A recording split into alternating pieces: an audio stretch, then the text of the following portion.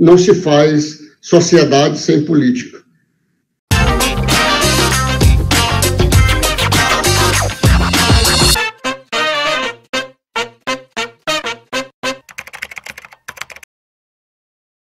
Thomas Moros vai desenvolver a sua grande literatura da utopia.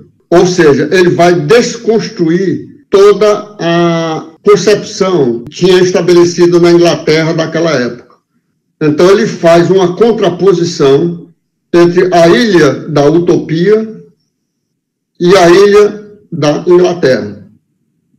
E vai mostrando como tudo o que foi feito em termos de liberalismo, onde o rei inglês era um rei divinizado e sagrado, onde o rei da Inglaterra tinha não só a condição de soberano, mas a condição da maior riqueza, ele vai colocar no rei Utopus, na utopia, exatamente uma contraposição.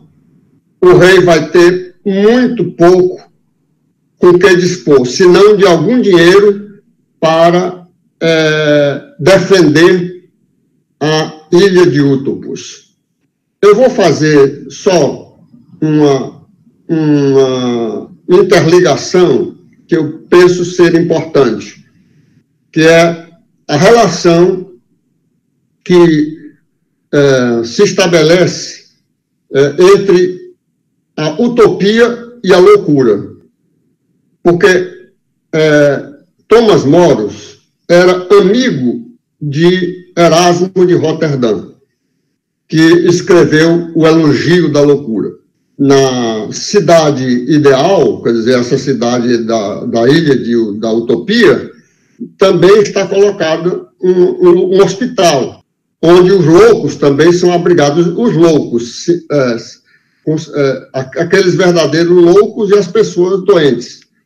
O Erasmo vai fazer a loucura falar, mas a loucura que Erasmo vai fazer falar não é a loucura na sua dimensão desorganizadora e destruidora, porque a loucura ela pode ter um fundo de verdade.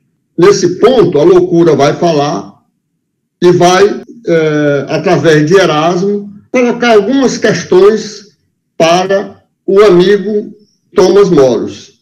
De certo modo, a loucura vai tentando contrapor, dizendo que a cidade ideal, que a utopia, ele não fala diretamente em utopia, né? Mas que a cidade ideal não era exatamente aquilo, porque quando se tinha uma democracia extremamente extensa, essa democracia poderia degenerar em anarquia, né? É como se a loucura fosse fazendo algumas observações, mostrando que, nessa contraposição, que a possibilidade da utopia era muito complicada, porque a utopia, inclusive, se desligava um pouco da realidade. É como se a loucura falasse um pouco da linguagem da realidade. Então, há uma conexão entre reflexão erasmiana e a reflexão de Thomas Moros. E eu creio que nesse percurso nós podemos também compreender que nós estamos no mundo todo diante de um cataclismo.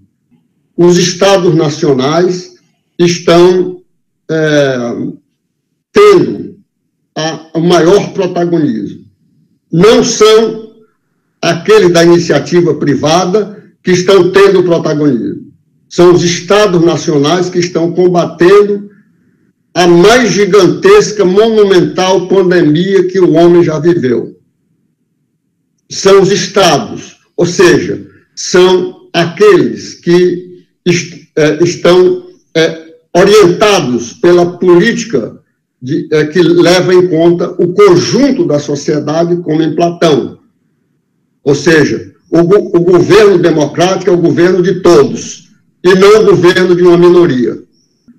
Dentro desse cataclismo, certamente o Brasil é talvez um dos países mais infelizes, exatamente porque a ameaça da tirania para substituir a democracia está batendo às nossas portas.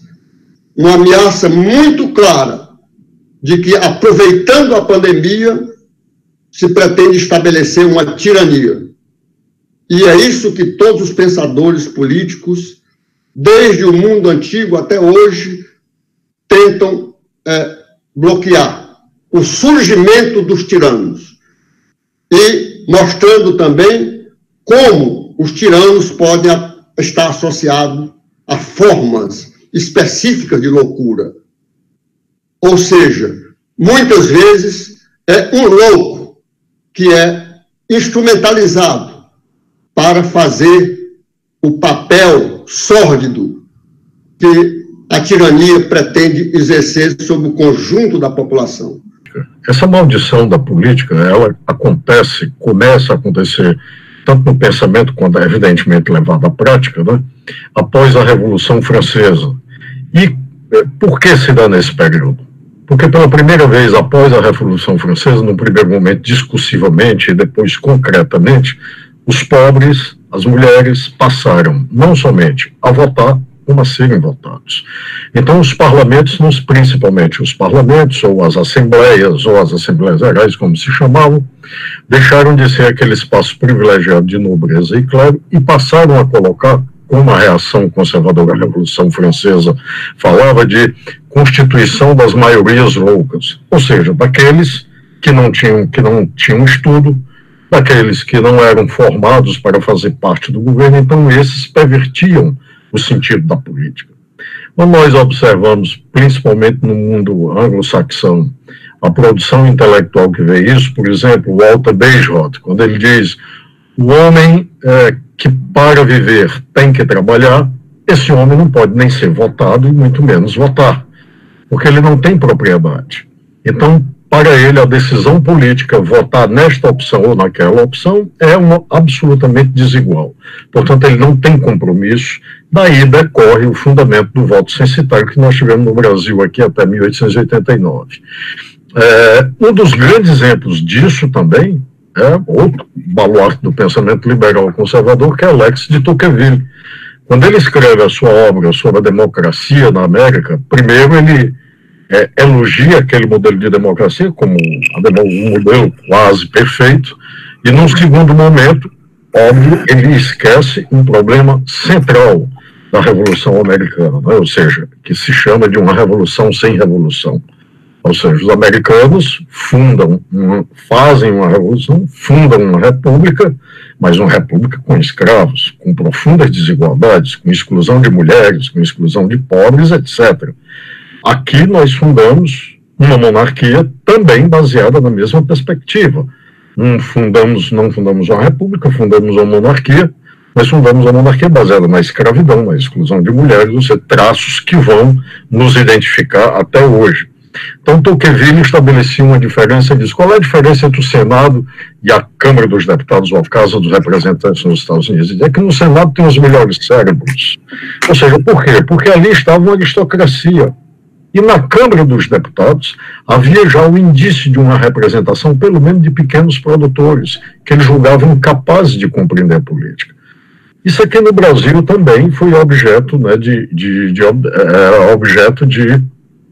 de análise, né?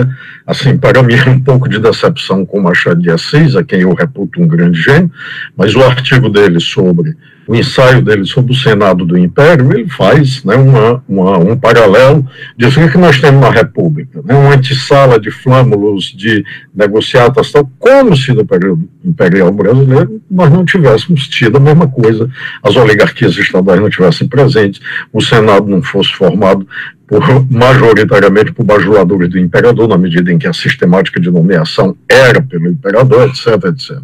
Então, essa maldição da política, ela acontece no discurso quando se inclui grandes camadas de participação nos processos decisórios. Aí a política passa, então, a ser maldita, a política passa, na verdade, a categoria daquilo que deve ser evitado e, se possível, deve ser suprimido, que é o que a tentativa aberta, no meu entendimento, que acontece agora.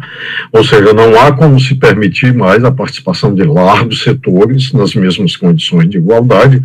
Como isso é impossível de fazer, eu posso trancar o poder do Estado em nome dessa desigualdade. E o elemento central da desigualdade, né, isso a gente sabe desde a própria tradição liberal, inclusive, é o direito de propriedade. Né? Quando nós observamos, né, um liberal como César Beccaria, na sua obra que todos nós conhecemos, né, Os Delitos e da Pena, no capítulo do furto, ele diz o direito de propriedade. Ele abre parênteses e diz um terrível direito. Não era necessário que fosse o direito. Essa frase foi tão emblemática que um outro intelectual italiano, o Stefano Rodotà, tem uma obra sobre isso, o direito terrível, o direito de propriedade. O direito de propriedade, ele é o elemento mediador da profunda desigualdade e é o elemento mediador para a decisão de autorizar uma abertura ampla de participação política ou para a opção contrária. Eu creio que nós estamos vivendo esse momento novamente quando amplas maiorias agora deixaram de ser cidadãos políticos com direito a votar e ser votado e passaram a ser cidadão econômico na medida em que larga escala da população saiu da miséria, teve acesso ao consumo, ou seja, nós temos a maldição da política porque agora estes cidadãos econômicos passaram a ter um poder decisório. Com a eleição, com o golpe de 2016, a eleição de Jair Bolsonaro, essa realidade começa a se atrair até chegar ao ápice do momento, agora onde nós temos uma tentativa aberta de fechamento das instituições. Então, aquilo que se tentou fazer desde o começo do século XX, que é transformar o cidadão da política, de votar, de ser votado, de participar, em cidadão econômico, ou seja, aquele que participa de alguma maneira, no mínimo de dignidade da riqueza, da produção da riqueza no país, ao se começar a abrir essa possibilidade no Brasil, onde se estava construindo um Estado social, nós temos a tentativa, através da maldição da política, para desautorizar a política e se estabelecer a tirania. Né? E na Grécia Antiga, a primeira providência do tirano era o silêncio. Por isso que eu acho extremamente positivo a gente estar aqui, a gente falar, a gente discutir, a gente não silenciar.